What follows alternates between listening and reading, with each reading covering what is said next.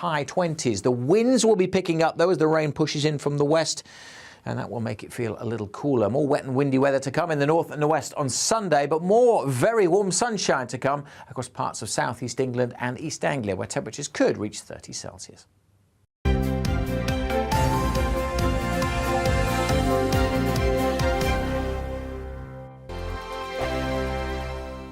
We are GB News. We're right across this great nation. On TV. On radio. On digital. Absolutely everywhere. We don't talk down to you. We embrace all voices with honest and civilised conversation.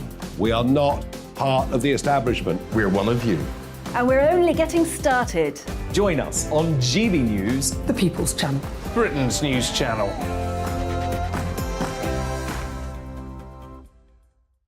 Hi there, it's Stephen and Anne. At breakfast from 6 a.m, you'll always be caught up with everything you need to know, the latest headlines, opinions and debates. We'll bring you the good news and the bad, but most of all, we're here for you. Remember, send in your views and let us know what you would like us to talk about. That's because we're your news channel. And every morning at 6 a.m, it's breakfast on GB News.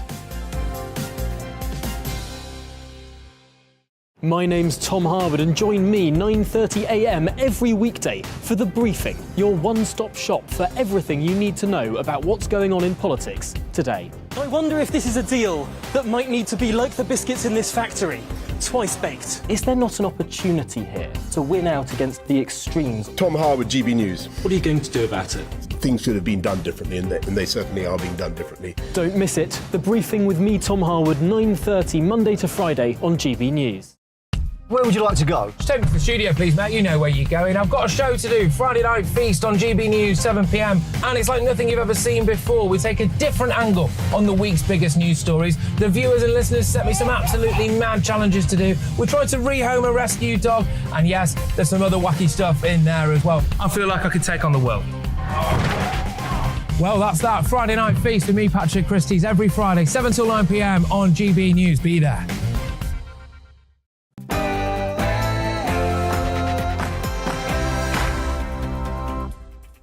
Hello and welcome to The Briefing with me, Tom Harwood. It's 9:31 this morning, and today we're exploring more of the Conservative leadership contest. We're looking at the latest polls, hearing what the candidates have to say and looking at the economics. But that's not all, because there's also a council in London that wants to ban exclusions for children at school. What's all that about? It's all coming up after the headlines.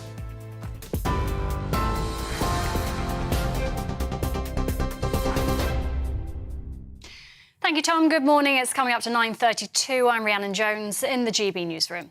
Staffing at French border control in Dover has been described as woefully inadequate amid reports of large tailbacks at the port. Holidaymakers are facing huge queues on what's being described as the busiest summer getaway in 8 years.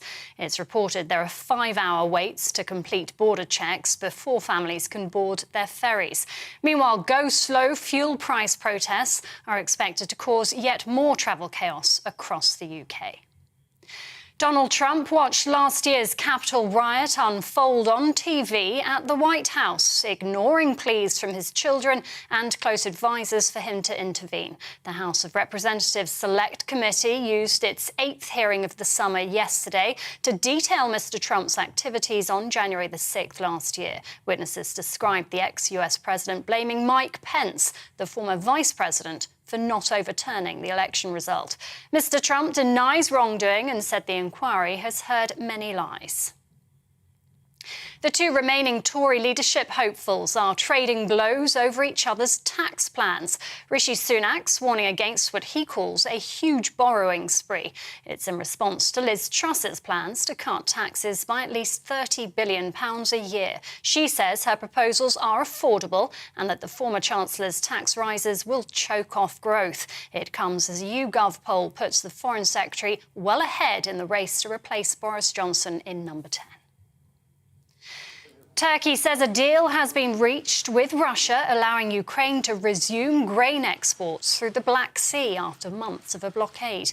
The deal's expected to be signed this afternoon in Istanbul by Ukraine, Russia, Turkey and UN Secretary-General Antonio Guterres. TV online and DAB Plus radio, this is GB News. Now it's back to Tom with the briefing.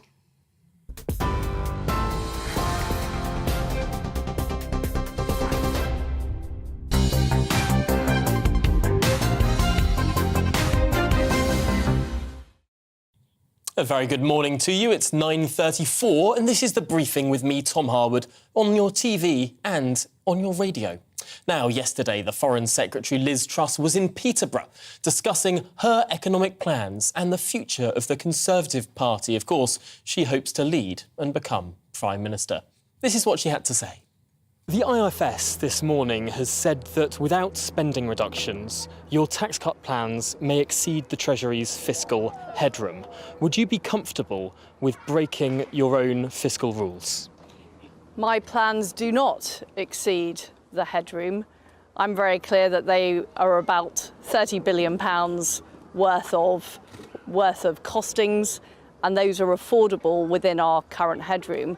But what is not affordable is putting up taxes, choking off growth, and ending up in a much worse position. And many international bodies, including the OECD, say that our current policy is contractionary. It's likely to lead to a recession, and we simply cannot afford that. What I want to do is put money back into the pockets of hard-working people. I'm here in Peterborough today meeting families who are struggling with the cost of living. That's why we need to reduce national insurance. That's why we need to have a temporary moratorium on the green energy level to reduce people's fuel bills, so we can help families, we can grow the economy, and we can grow those tax revenues in the right way. Do you think that your opponent in this race, Rishi Sunak, could he win an election as a Tory Prime Minister? I think the problem is that if we continue with our current economic policy, which is forecast to lead to a recession, it will be very hard for Conservatives to win an election. What voters will judge us on is delivery. Are we seeing the growth? Are we seeing the opportunities? Are we seeing the spades in the ground? And I'm somebody, in every government job I've done, I've got things done. Whether it's at the Foreign Office with our tough sanctions regime on Russia, whether it's at trade with the trade deals with Japan and Australia, I'm somebody who pushes through, gets things sorted out and gets things done. That's why I want to be Prime Minister. This is a critical time for our country. We need bold action. We are in economic difficulty. The whole world is in economic difficulty. It's not time for business as usual. Well, the Foreign Secretary Liz Truss there. Now I want to explore something that has been taking place over the last few days. Fascinatingly, there were a number of polls released yesterday afternoon showing the state of play for the final stage of the Conservative leadership race in its first official day of campaigning. First, YouGov showed that by 62% to 38%, Liz Truss holds a commanding 24-point lead ahead of Rishi Sunak. This is amongst Conservative Party members, making her, of course, the favourite to become Prime Minister in just over a month's time. Interestingly, however, 15% of the Tory membership remains undecided, meaning that this race is not sewn up quite yet. But Sunak, of course, still has an uphill road to climb. At this stage, 62% of Tory members say Liz Truss would make a good leader, with 31% saying she'd make a bad one. For Rishi Sunak, those numbers drop to just 50% saying he'd make a good leader, and rise to, say, 42% say he'll be a bad leader. But perhaps most concerning for Rishi Sunak is when it comes to the question of trust, a fundamental question in this race. A whopping 40% of Tory members think that the former Chancellor cannot be trusted. Now, for Liz Truss, that's just 18%. And finally, in the all-important question of who does best against Sir Keir Starmer, this is a separate poll now. There has been some significant movement. Rishi Sunak used to lead in this question, but now Liz Truss has made up some ground, virtually indistinguishable there between Rishi Sunak and Liz Truss in terms of who does best against Sir Keir Starmer.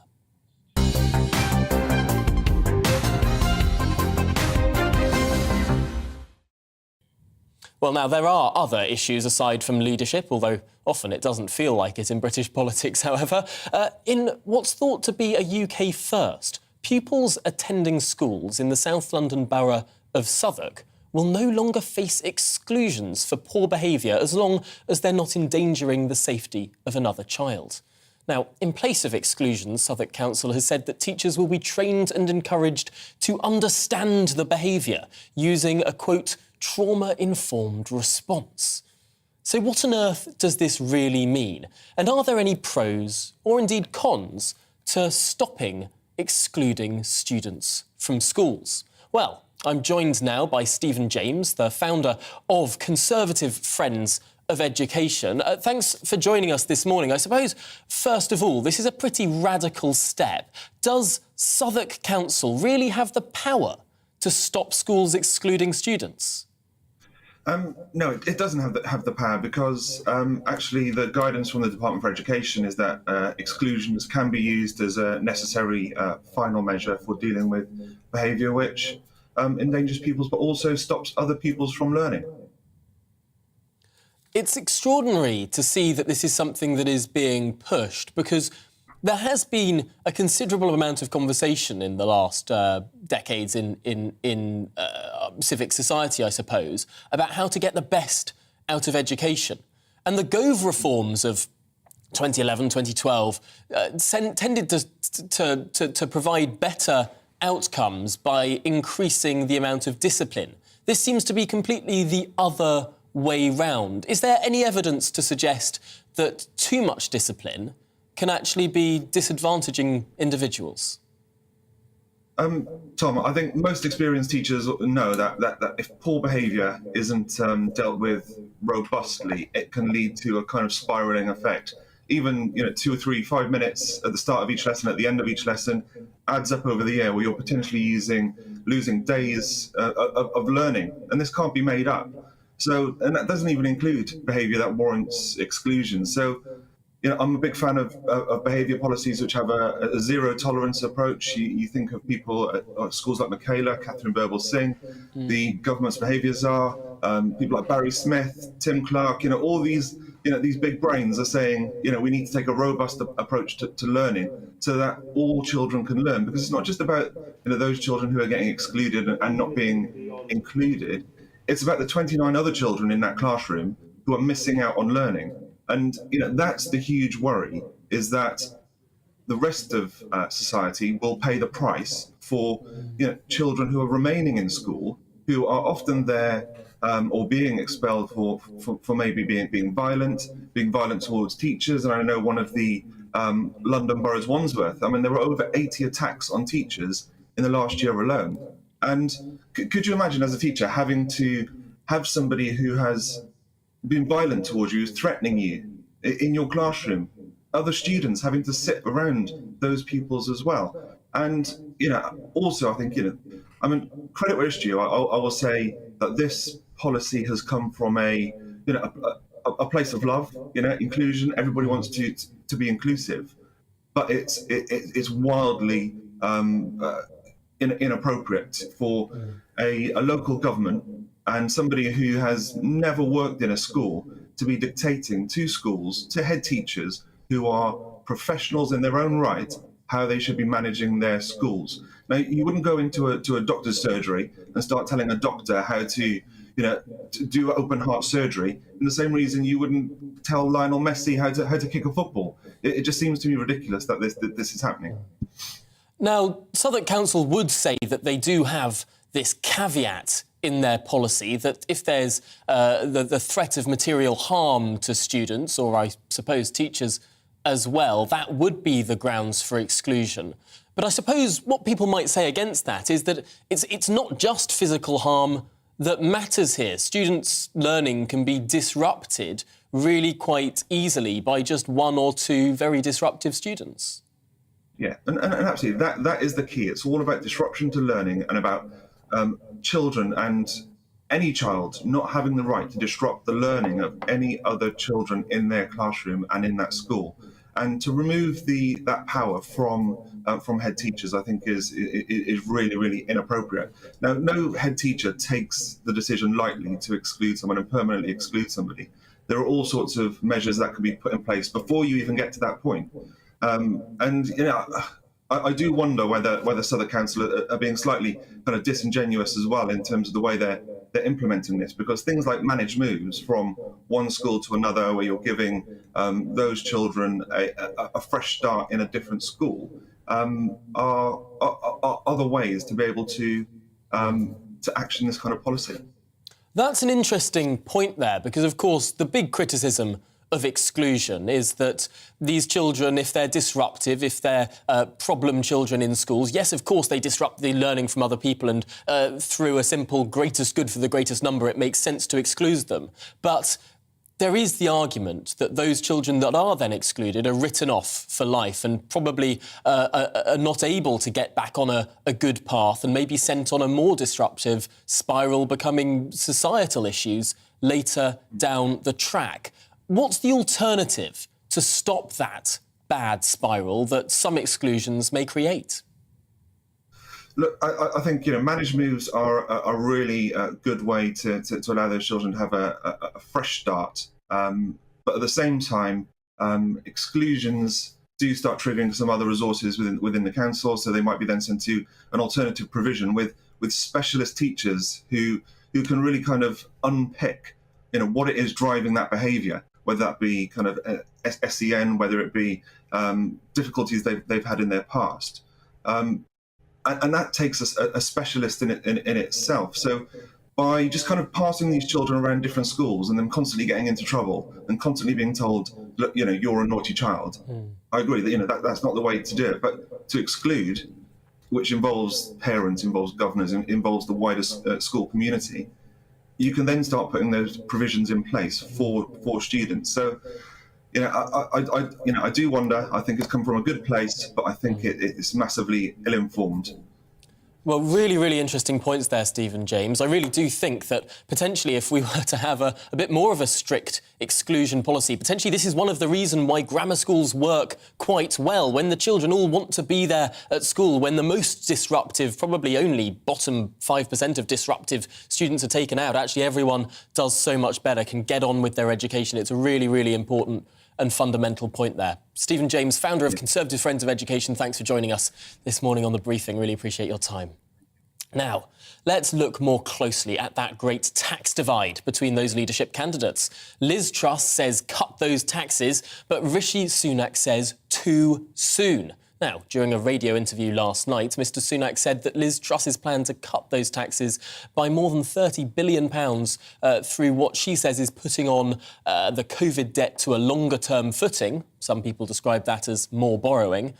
Well, Rishi Sunak said that was misleading. Here's what he had to say to Andrew Marr on LBC.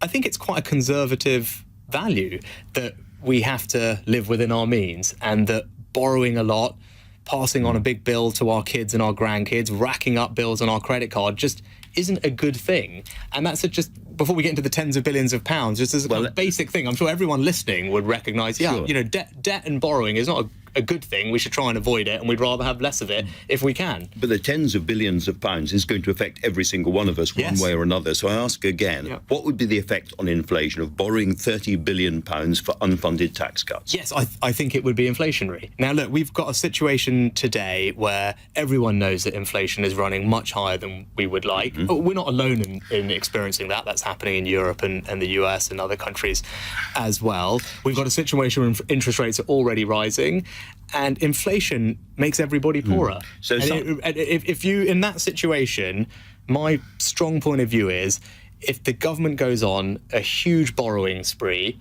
that is only going to make the situation worse. And that will mean that this problem that we've got will last longer. If we don't get a grip of inflation now, it will make families poorer in the long run. And I want to avoid that at all costs.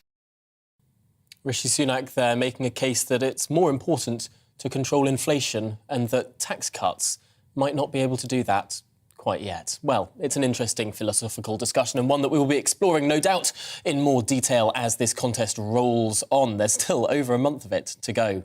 But finally yesterday, the House of Commons rose for summer recess. The House won't sit again until September, providing domestic or global affairs don't necessitate an emergency recall. Of course, I think it was last summer that we all had to return to Parliament for the Afghanistan debate. A really dramatic moment. Don't discount moments like that. But, of course, looking back, it's been an explosive parliamentary session, from Partygate and fixed penalty notices to sex scandals triggering by-elections to the fall of one Prime Minister and the race to establish another. Well, let's discuss it all now with Ben Habib, the former Brexit Party MEP for London and businessman. And Ben, I suppose, first of all, one of the interesting points about this leadership contest, about the sort of zombie government, to some extent, that we have now, is there's an awful lot of legislation that is hanging in the balance that will not be addressed, really, until the next session starts in September. Yeah, sorry, I've lost you there, Tom. Sorry, Ben. I'll start again. I was just mentioning the situation whereby the government is sort of in suspended animation. The Prime Minister has pledged not to put forward any new legislation, and therefore we sort of have a bit of a zombie government for the next month or so. Of course we do. And I mean, it's less than ideal at this very particularly difficult time. You know, we've got a cost of living crisis. We've got Ukraine still rumbling on. And ideally, we should have a government that functions. But, you know, we've got to remember that one of the reasons we are in this mess is because Boris Johnson was playing fast and loose with his position as Prime Minister.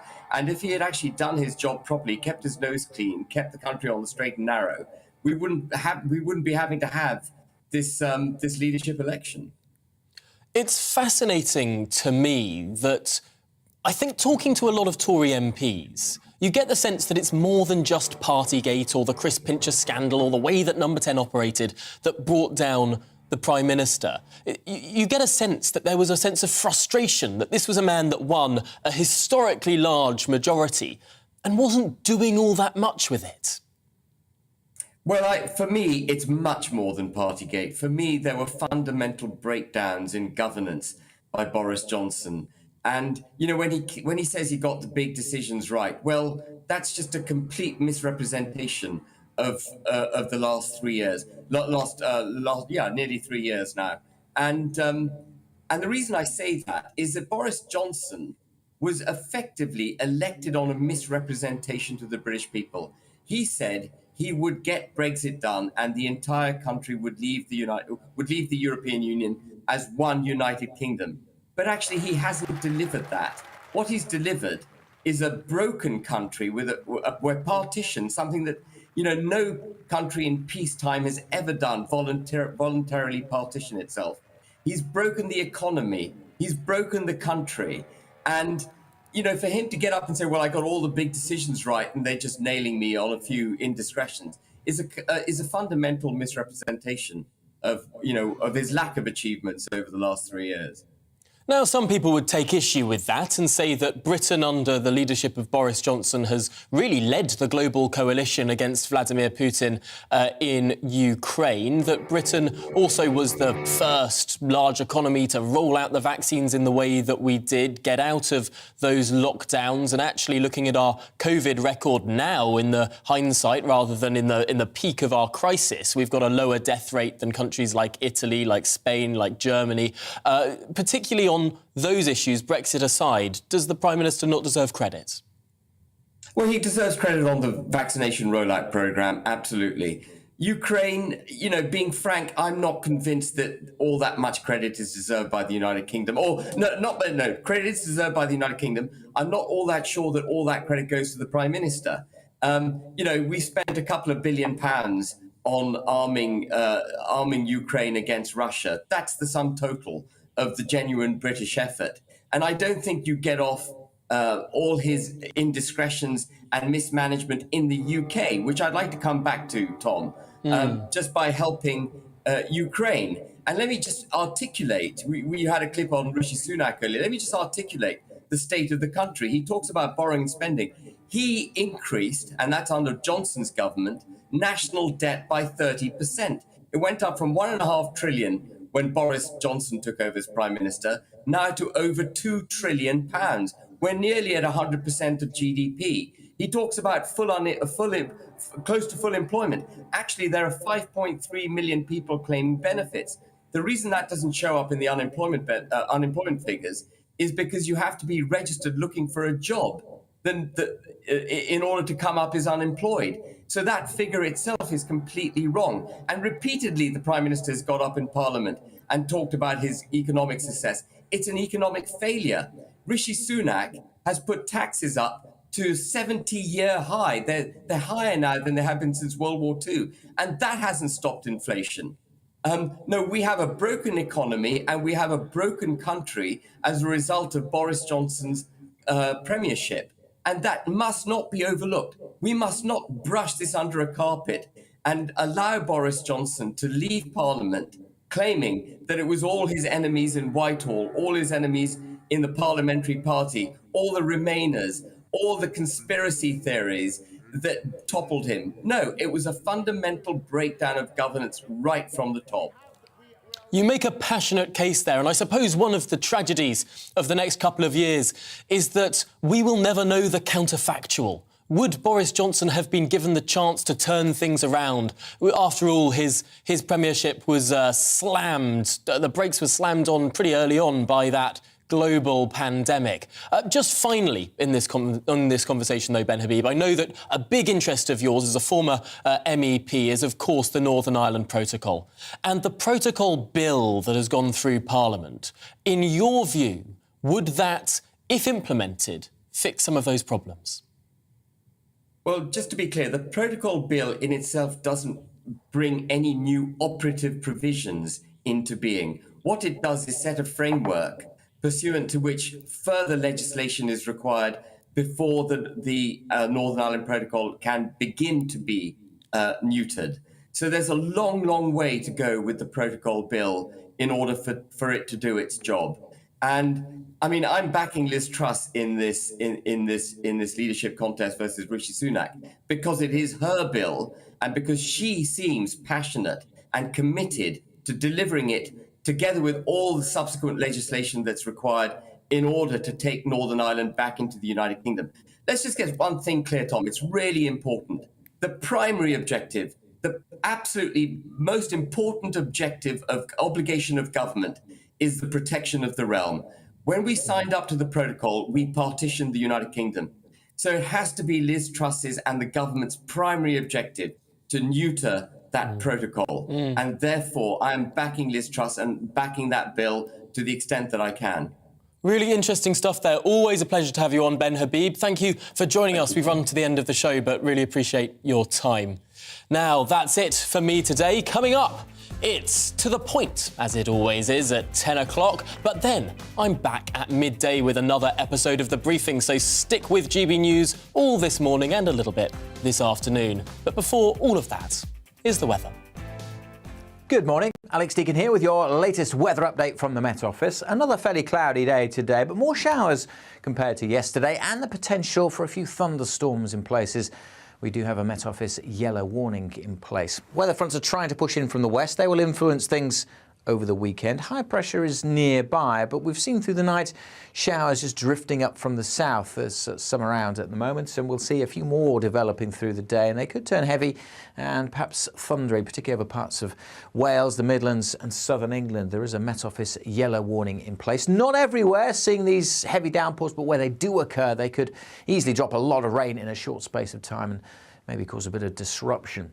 The showers will be few and far between across Scotland and Northern Ireland. Most places here dry and bright, and in the sunny spells in the south, mid-20s is possible, but many places with a lot of cloud, only in the high teens at best. And we'll see a few more showers spreading across the Midlands, Northern England and into southern Scotland this evening. And still a potential for some isolated thunderstorms across the southwest well into the evening too. But steadily overnight, the showers tend to fade away. Most places will become dry until those weather fronts start to move in from the northwest. Temperature-wise, well, dipping down again into the mid-teens, maybe high teens across the south. It will turn wet fairly quickly across Northern Ireland on Saturday morning. That rain will spread steadily into western parts of Scotland, West Wales, and eventually some rain turning up in northwest England. Not much for southwest England, much of the Midlands and eastern England set fair on Saturday, and the rain will take most of the day before it gets to the far northeast. And in the sunshine across eastern England, We're back into the mid or even high 20s. The winds will be picking up, though, as the rain pushes in from the west, and that will make it feel a little cooler. More wet and windy weather to come in the north and the west on Sunday, but more very warm sunshine to come across parts of southeast England and East Anglia, where temperatures could reach 30 Celsius.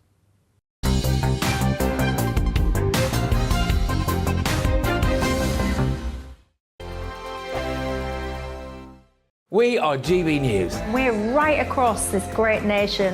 On TV. On radio. On digital. Absolutely everywhere. We don't talk down to you. We embrace all voices with honest and civilised conversation. We are not part of the establishment. We're one of you. And we're only getting started. Join us on GB News, The People's Channel. Britain's news channel.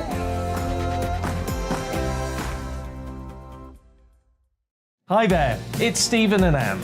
At breakfast from 6 a.m, you'll always be caught up with everything you need to know, the latest headlines, opinions and debates. We'll bring you the good news and the bad, but most of all, we're here for you. Remember, send in your views and let us know what you would like us to talk about. That's because we're your news channel. And every morning at 6 a.m, it's breakfast on GB News. My name's Tom Harwood, and join me 9:30 a.m. every weekday for The Briefing, your one-stop shop for everything you need to know about what's going on in politics today. I wonder if this is a deal that might need to be like the biscuits in this factory, twice baked. Is there not an opportunity here to win out against the extremes? Tom Harwood, GB News. What are you going to do about it? Things should have been done differently, and they certainly are being done differently. Don't miss it. The Briefing with me, Tom Harwood, 9:30 Monday to Friday on GB News. Where would you like to go? Just take me to the studio, please, mate. You know where you're going. I've got a show to do. Friday Night Feast on GB News, 7 p.m. And it's like nothing you've ever seen before. We take a different angle on the week's biggest news stories. The viewers and listeners set me some absolutely mad challenges to do. We tried to rehome a rescue dog. And yes, there's some other wacky stuff in there as well. I feel like I could take on the world. Well, that's that. Friday Night Feast with me, Patrick Christie's, every Friday, 7 till 9 p.m. on GB News. Be there.